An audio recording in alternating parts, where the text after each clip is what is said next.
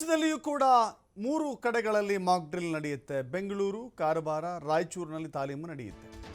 3 ಕಡೆಗಳಲ್ಲಿ. ಕಾರವಾರ ನಿಮಗೆ ಗೊತ್ತಿದೆ, ಅಲ್ಲೂ ನೌಕಾನೆಲೆ ಇದೆ. ಹೌದು, ನೌಕಾನೆಲೆ ಇದೆ ಕಾರವಾರದಲ್ಲಿ. ಹೀಗಾಗಿ ಕಾರವಾರವನ್ನು ಕೂಡ ಆಯ್ಕೆ ಮಾಡಿಕೊಳ್ಳಲಾಗಿದೆ. ಆಪರೇಷನ್ ಅಭ್ಯಾಸ ಹೆಸರಿನಲ್ಲಿ ಈ ಅಣಕು ಪ್ರದರ್ಶನ ನಡೆಯುತ್ತೆ. 1 ವಾರಗಳ ಕಾಲ ನಡೆಯಲಿರುವಂಥ ಮಾಕ್ ಡ್ರಿಲ್ ಇದು. ಪೊಲೀಸ್ ಠಾಣೆಗಳು, ಅಗ್ನಿಶಾಮಕ ದಳಗಳು, ಆ ಕಚೇರಿಗಳಲ್ಲಿ ಸೈರನ್ ಅಳವಡಿಕೆ ಮಾಡಿಕೊಳ್ಳಲಾಗುತ್ತೆ. ಒಟ್ಟು 35 ಕಡೆಗಳಲ್ಲಿ ಅಳವಡಿಕೆ ಮಾಡಿಕೊಳ್ಳಲಾಗುತ್ತೆ. 32 ಕಡೆ ಈ ಸೈರನ್ ಮೊಳಗುತ್ತೆ. 3 ಕಿಲೋಮೀಟರ್ ವ್ಯಾಪ್ತಿಯ ತನಕವೂ ಕೂಡ ಈ ಸೈರನ್ ಕೇಳಿಸುತ್ತೆ. 3 ಕಡೆಗಳಲ್ಲಿ ವರ್ಕ್ ಆಗಲ್ಲ. ಸೈರನ್ ನಾಳೆ ಸಂಜೆ 4 ಗಂಟೆಗೆ ನಡೆಯುತ್ತೆ. ಸೊ ಹೀಗಾಗಿ ಕೇಂದ್ರದಿಂದ ಸ್ಟೇಟ್ ಸಿವಿಲ್ ಡಿಫೆನ್ಸ್ಗೆ ಮಾರ್ಗಸೂಚಿಯನ್ನು ಕೊಡಲಾಗಿದೆ. ಒಂದು ಜಸ್ಟ್ ಸೈರನ್ ಮೊಳಗಿದೆ ಅಂತ ಹೇಳಿದರೆ ಅದು ವೈಮಾನಿಕ ದಾಳಿಯ ಸೂಚನೆ ಅಂತ ಭಾವಿಸಬೇಕಾಗತ್ತೆ.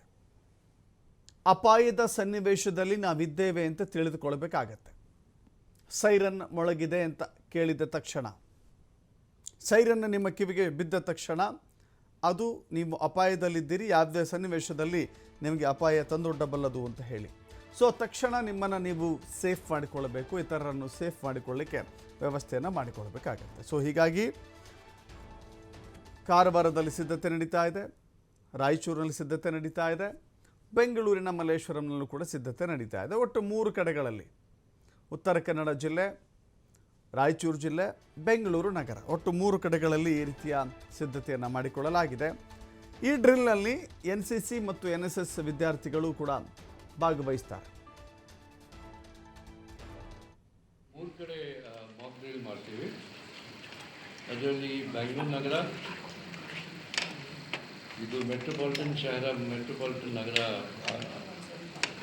ಭಾಳ ಮುಖ್ಯವಾದ ಇದೆ. ಇಲ್ಲಿ ಡಿಫೆನ್ಸ್ ಎಸ್ಟಾಬ್ಲಿಷ್ಮೆಂಟ್ ಕೂಡ ಸುಮಾರಿದ್ದಾವೆ. It's very sensitive district for Karnataka. ಎರಡನೇಯಾಗಿ ನಾವು ಕೈಗಾ ಅಂದರೆ ಕಾರವಾರ ಜಿಲ್ಲೆಯಲ್ಲಿ ನ್ಯೂಕ್ಲಿಯರ್ ಪವರ್ ಸ್ಟೇಷನ್ ಇದೆ, ಅಲ್ಲಿ ಮಾಕ್ ಡ್ರಿಲ್ ಮಾಡ್ತೀವಿ. ಮೂರನೇಯಾಗಿ ರಾಯಚೂರು ಥರ್ಮಲ್ ಪವರ್ ಸ್ಟೇಷನ್